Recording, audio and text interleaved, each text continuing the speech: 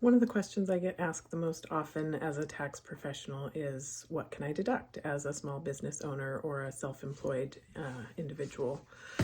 So I'm going to start a little series of mini sessions that talk about what's deductible. And today I'm going to talk about the mileage deduction.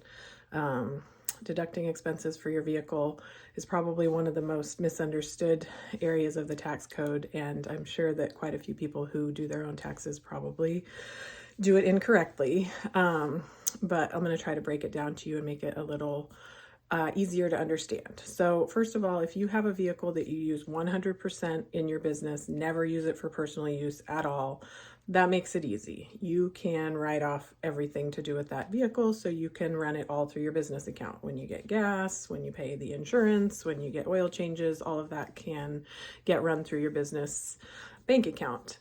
However, where it gets sticky is when you have a vehicle that you use for personal and business use, which is more than likely the case if you're a solopreneur or solo business owner.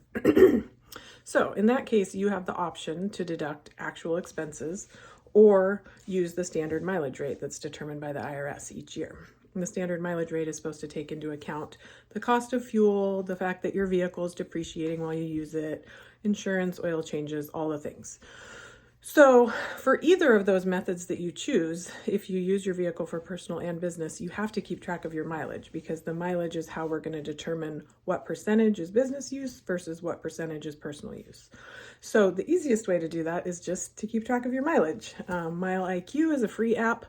Well, it used to be free. I don't know if it's still free, but Mile IQ is a great app to use to track your mileage. Your business miles, so that you can give me a total at the end of the year of how many miles you drove, and then you get to take a deduction for that amount based on whatever the standard mileage rate is for that year. So that's usually what I recommend, and in my experience in comparing both ways, that usually comes out to be the more tax savings option.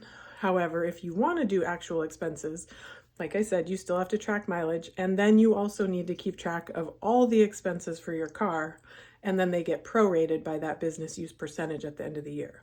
Now, for accounting purposes, I feel like the best way to do that is to not run those expenses through your business account, because they're not going to be 100% deductible, so they're going to make your profit and loss statement inaccurate. I propose that you pay for all of those expenses personally, and we can make an adjustment in your books to match the tax return after the fact. So I hope that helps. One other little tidbit, I know people sometimes think that if they have advertising on the side of their vehicle that all their mileage is deductible because they're advertising. And while you might get away with doing that on your tax return, if you ever got audited, they would disallow those miles. So if you're driving for personal purposes, even if there's advertising on your vehicle, it would not count as business miles unless the purpose of the trip that you're taking is business related. So I hope that helps. I'm here for questions if you want any follow-up, and I'm looking forward to helping you with your taxes this year.